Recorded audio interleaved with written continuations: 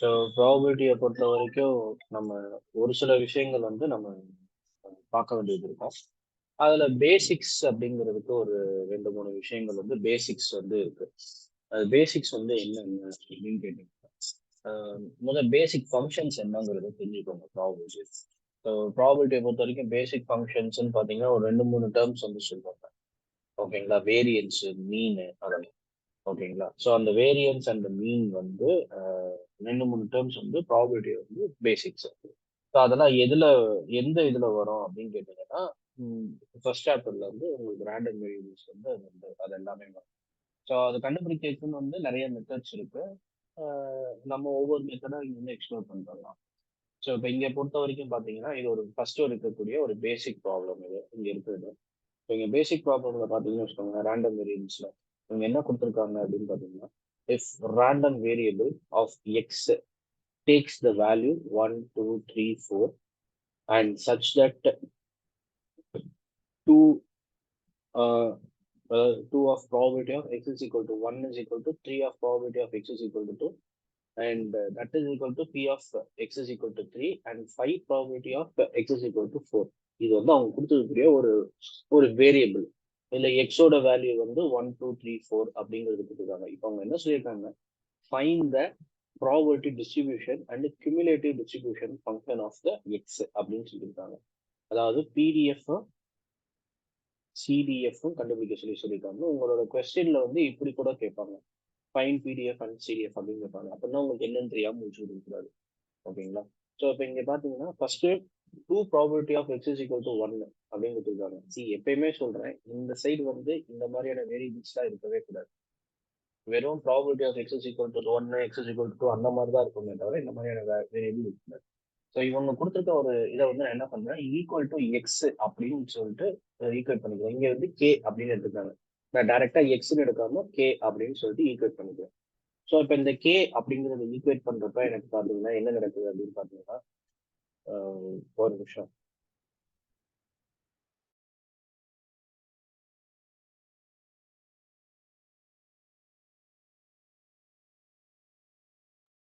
So இந்த K அப்படிங்கிறத நான் ஈக்குவேட் பண்ணிட்டு நான் இதை வந்து கான்ஸ்டன்ட் டேர்மா வச்சுக்கிறேன்.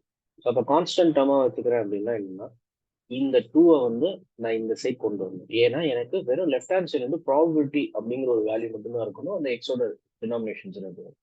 அப்போ பி ஆஃப் இங்க 2p of X is equal to 1 அப்படின்னு கொடுத்துருக்க இடத்துல நான் என்ன பண்றேன்னா, இதை கேக்கு ஈக்குவேட் பண்றேன். ஏன்னா எல்லாமே ஈக்குவல் டு ஒரே வேல்யூ தானே சொல்லியிருக்காங்க. அப்போ இங்க ஈக்குவல் டு கே அப்படின்னு போட்டுக்கலாம். அப்போ probability of X is equal to 1 is equal to K. ஓகேவா? Sorry, 2 probability of x is equal to 1 is equal to k. அப்ப probability of x is equal to 1 is equal to k by 2 அப்படின்னு சொல்லிட்டு எனக்கு மாறிடும். ஓகேங்களா? So இதே மாதிரி நான் மற்ற எல்லா வேல்யூஸ்க்கும் கொண்டு வந்து நான் என்ன பண்ணிடுறேன், இது எக்ஸோட வேல்யூ 1 இருக்கிறப்ப அதோட ப்ராபபிலிட்டி கே பை 2 அப்படிங்கிறத நான் இங்க மீன் பண்றேன். புரியுதுங்களா உங்களுக்கு? எக்ஸோட வேல்யூ 1 இருக்கப்ப அதோட ப்ராபபிலிட்டி கே பை 2, எக்ஸோட வேல்யூ 2 இருக்கிறப்ப அதோட ப்ராபபிலிட்டி கே பை 3, எக்ஸோட வேல்யூ 3 இருக்கப்ப அதோட ப்ராபபிலிட்டி கே, எக்ஸோட வேல்யூ 4 இருக்கப்ப அதோட ப்ராபபிலிட்டி 4 பை கே பை 5 அப்படிங்கிறத நான் இங்க கொண்டு வந்துட்டேன். ஸோ ஒரு எக்ஸ், ஒரு நிமிஷம்.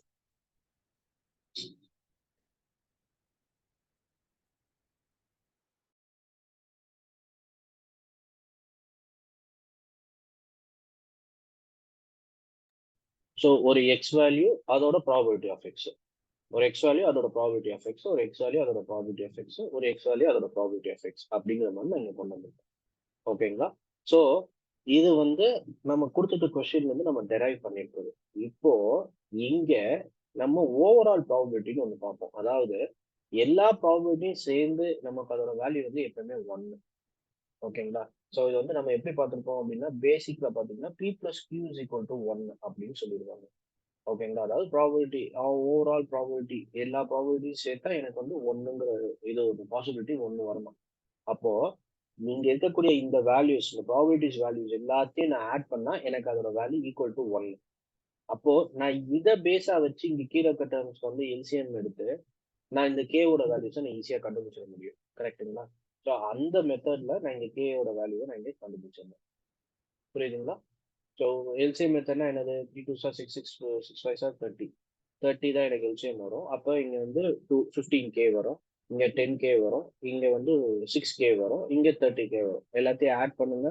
ஆட் பண்ணிட்டு அதோட வேல்யூ வந்து கண்டுபிடிச்சு கேவோட வேல்யூ கண்டுபிடிச்சிடலாம். இப்போ இந்த கேவோட வேல்யூ நீங்க இங்க சப்ஸ்டியூட் பண்ணலாம், இல்ல சப்ஸ்டியூட் பண்ணாம அப்படியே வச்சிருக்கலாம். அதை நான் என்னங்கிறத கடைசியா சொல்றேன்.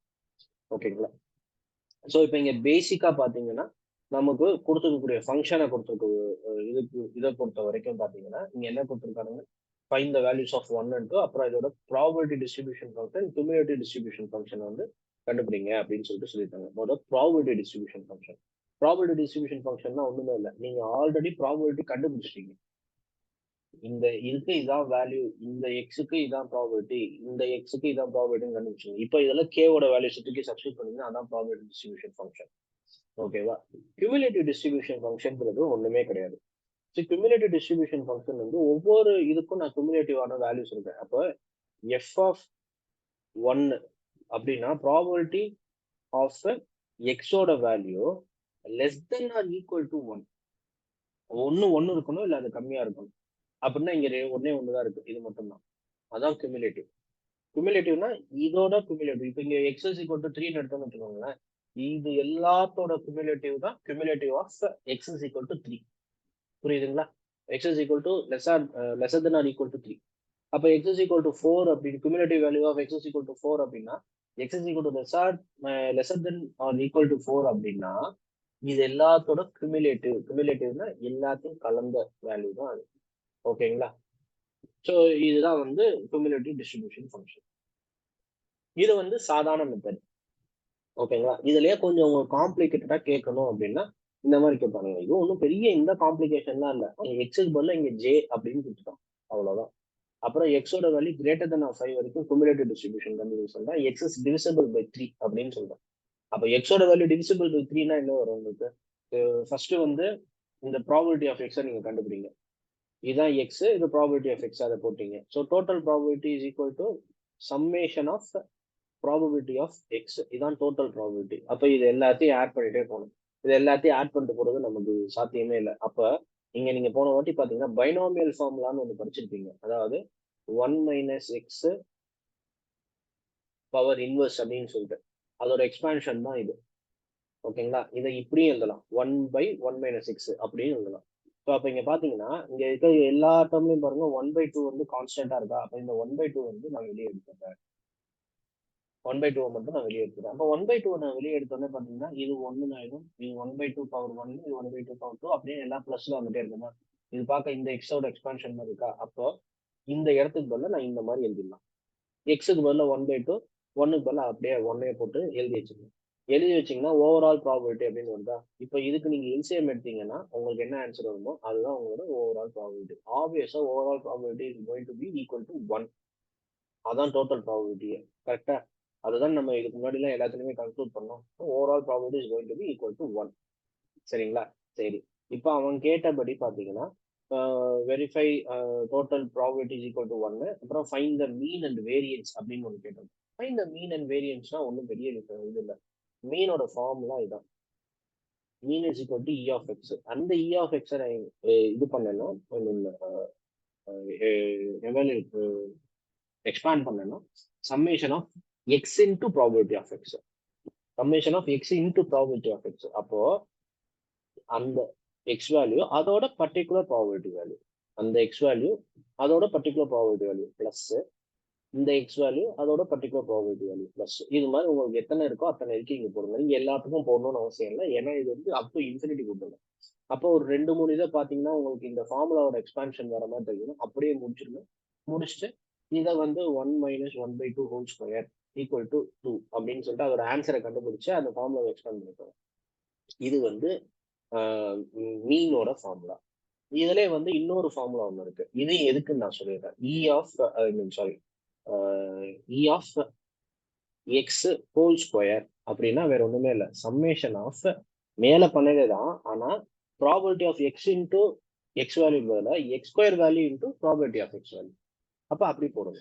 நீங்க அப்படி போட்டீங்கன்னா வேற ஒண்ணும் இங்க எக்ஸ்பேண்ட்லாம் பண்ணிருக்கோம், அதெல்லாம் பண்ண தேவையில்லை. எக்ஸை ஒரு வாட்டி ஸ்கொயர் பண்ணிட்டு மல்டிப்ளை பண்ணுங்க போதும், வேற எதுவுமே பண்ண வேணாம். நீங்க பண்ணிருக்க மாதிரிலாம் நீங்க பண்ணணும்னு எந்த அவசியமும் கிடையாது. எக்ஸை ஒரு வாட்டி எக்ஸ்பேண்ட் பண்ணிட்டு போடுங்க, அதே மாதிரி சம்ம ப்ரொசீட் பண்ணுங்க, ஆன்சர் வரும். ஸோ இதுதான் இ ஆஃப் எக்ஸ் ஸ்கொயர். எதுக்காக இப்போ இந்த இ ஆஃப் எக்ஸ் ஸ்கொயரை சம்மந்தமே இல்லாமல் கண்டுபிடிச்சாங்க அப்படின்னு கேட்டீங்கன்னா, வேரியன்ஸ் ஆஃப் எக்ஸோட ஃபார்முலா வந்து E of X square minus E of X whole square. E of X நீங்க கண்டுபிடிச்சிங்க மீன், ஓகேங்களா? இதுக்கு நீங்க இது வந்த ஆன்சருக்கு ஹோல் ஸ்கொயர் போட்டீங்கன்னா அந்த value. E of X square நீங்க இப்போ கண்டுபிடிச்சிங்க, அந்த வேல்யூ தூக்கி போட்டீங்கன்னா இது ரெண்டும் இது. இப்போ அடுத்து அவன் என்ன கொஸ்டின் கேட்டிருக்கான் உங்களோட இதுல, ப்ராபபிலிட்டி ஆஃப் எக்ஸ் ஈவன் அப்படின்னு கேட்டிருக்கான். அப்புறம் probability of X greater than 5 கேட்டிருக்கான். அப்புறம் probability of X divisible by 3. So இதை நீங்க எப்படி பிரிக்கலாம்னா, எக்ஸை நீங்க வந்து ஈவன் நம்பரா இருக்கு இப்போ மட்டும். அப்போ ப்ராபபிலிட்டி ஆஃப் எக்ஸ் ஈவன்னா எக்ஸ் இஸ் ஈக்குவல் டு 2, 4, 6 இதெல்லாம் ஈவன் நம்பரா, அதோட வேல்யூஸ் மட்டும் போட்டு திரும்பி அதே மாதிரியே செப்பரேட் பண்ணி எழுதுங்க. புரியுதுங்களா? ப்ரீவியஸ் ஸ்டெப் மாதிரியே தான் இங்கேயும் வரப்போகுது. அதே மாதிரி செப்பரேட் பண்ணி 1/4 கான்ஸ்டன்டா எடுங்க, அது என்ன ஃபார்முலான்னு பார்த்து எந்த பைனாமியல் ஃபார்முலான்னு பார்த்தா அந்த பைனாமியல் ஃபார்முலால போடுங்க. அடுத்தது probability of X greater than or equal to 5 அப்படின்னு சொல்லியிருக்கான். Greater than or equal to 5னா 5க்கு மேல எவ்வளவு வேணாலும் போகலாம். அவன் லிமிடேஷன்லாம் தரல, இந்த சம்ம பொறுத்தவரைக்கும் லிமிடேஷன் இல்லை. அதனால தான் இந்த dot dot dot dot dot வச்சு அது கொண்டு போயிட்டே இருக்காங்க. நீங்களும் அது வரைக்கும் போகணும்னா 10 வரைக்கும் தான் போட வேணாம். சம்மோட ப்ராப்ளம் 2 மார்க்கா 5 மார்க்கான்னு பாருங்க. 5 மார்க்னா அட்லீஸ்ட் ஒரு 4 வரைக்குமாவது போடணும். 2 மார்க்னா 2, 3 போட்டாலே போதும். ஓகேவா? So 2, 3னா 5 greater than equal to கொடுத்துருக்காங்க. நீங்க 5 நீங்க ஆட் பண்ணணும். 5, 6, 7, 8 வரைக்கும் கூட போங்க. திரும்பி அதே மாதிரி ப்ரொசீட் பண்ணுங்க. போன மாதிரி இந்த கான்ஸ்டன்ட் அந்த வெளியிடுங்க. அடுத்தது பாருங்க டிவிசிபிள் பை 3. டிவிசிபிள் பை 3னா என்னது? 3, 6, 9, 12, 15 இதெல்லாம் டிவிசிபிள் பை 3யா? அந்த மெத்தட் அந்த மாடல் எல்லாத்தையும் போட்டு அதே மாதிரி சம்ம ப்ரொசீட் பண்ணிட்டு போங்க. ஓகேவா? ஸோ இது வந்து நார்மலா ஒரு பிடிஎஃப் அண்ட் சிடிஎஃப் கண்டுபிடிக்கிறதுக்கான ஒரு மெத்தட். இப்ப இதே இதுல என்ன கேட்டிருப்பாங்க அப்படின்னு கேட்டீங்கன்னா, இந்த மாதிரி ஒரு கொஸ்டின் கேட்டிருப்பாங்க. சேம் தான். அங்கேயே நீங்க என்ன கண்டுபிடிச்சீங்க? ப்ராபபிலிட்டி டென்சிட்டி ஃபங்க்ஷன் கண்டுபிடிக்க சொல்லியிருக்காங்க, expected values and variance of X. போன வாட்டி என்ன கண்டுபிடிச்சீங்களோ அதே தான். ஆனா இதுல இந்த மாதிரி லிமிடேஷன், இந்த மாதிரி லிமிட்ஸ் வந்துச்சுனாலே நீங்க இன்டெகிரல் மெத்தட்ல தான் பண்ணணும். இன்டெகிரல் மெத்தட்ல ஒண்ணும் இல்லை, அதே இ ஆஃப் எக்ஸ் தான். இ ஆஃப் எக்ஸ் அங்க என்ன பார்த்தீங்க? Summation E of X equal to X probability of எக்ஸ்ன்னு பார்த்துருக்கீங்க. ஆனா இங்க அது பிரச்சனை இல்லை. எக்ஸ் எஃப் ஆஃப் எக்ஸ் அப்படின்னு போட்டுருங்க. இந்த லிமிடேஷன்ஸ் வந்து மைனஸ் இன்ஃபினிட்டி பிளஸ் இன்ஃபினிட்டி. நீங்க அவங்க கொடுத்துருக்கிறது வந்து minus infinity plus infinity F of X dx. இதுதான் அந்த லிமிட். புரியுதுங்களா? ஸோ அப்போ இங்கே கொடுத்துருக்கிறது படி பார்த்தீங்கன்னா 2 to 6. அப்போ லோயர் லிமிட் 2, அப்பர் லிமிட் 6 போடுங்க. போட்டு இன்டெகிரேட் பண்ணுங்க. இன்டெகிரேட் பண்ணிட்டு வரக்கூடிய ஆன்சரை வந்து நீங்க இது பண்ணுங்க. இன்டெகிரேஷன் ரொம்ப சிம்பிள். எக்ஸை பொறுத்து தான் நீங்க இன்டெகிரேட் பண்றீங்க. அப்போ எக்ஸ்னா எக்ஸ் ஸ்கொயர் பை 2 அப்படின்னு வரும். அப்போ ஆல்ரெடி வந்து அப்பர் லிமிட் வந்து இங்கே 6ஆ? ஓகே, அப்போ 6 வந்து இங்கே 2 வரும். அப்போ அப்பர் லிமிட் போடுங்க. 36 மைனஸ் 36 பை 2 மைனஸ் 4 பை 2 அப்படின்னு வரும். ஓகேங்களா? இதுல முன்னாடி என்ன டேர்ம் இருக்கு? நமக்கு ஆல்ரெடி 1/4 இருக்கு. அப்ப இந்த 1/2 வெளியே எடுத்தோம்னா 1/8 அப்படின்னு மாறும். 36 மைனஸ் 4 இதான் உங்களோட ஆன்சர். ஓகேங்களா? ஸோ 4 ஆன்சர் வந்து 4 வரும். ஓகேங்களா? இதே இதுல வந்து இ ஆஃப் எக்ஸ் ஸ்கொயர் நம்ம கண்டுபிடிக்கணுமா? இ ஆஃப் எக்ஸ் ஸ்கொயர் போடணும் இல்லை, X square into F of X போடணும். அவ்வளவுதான் முடிஞ்சிச்சு. சேம் ப்ரொசீஜர் அதே தான், அப்படியே தான் வரும். அதே இதுதான். வேரியன்ஸ் கண்டுபிடிக்கணும்னா வேரியன்ஸ்க்குலாம் இங்கே ஃபார்முலாவெல்லாம் மாறவே மாறாது. வேரியன்ஸ்க்கு சேம் ஃபார்முலா தான், E of X square minus E of X whole square. இவ்வளோதான். அதுலலாம் எந்த ஒரு சேஞ்சஸுமே இங்கே இருக்காது. ஓகேவா? ஸோ இது வந்து இன்டெக்ரல் மெத்தடு. சேம் மெத்தட்ல சேம் ப்ராப்ளம், ஆனால் இதில் கொஸ்டின் மட்டும் கொஞ்சம் மாறும். ஓகேங்களா? நீங்க எந்த மாதிரியான கொஸ்டின் ரொம்ப அடிக்கடி கேட்பாங்க அப்படின்னு கேட்டீங்கன்னா, இதுல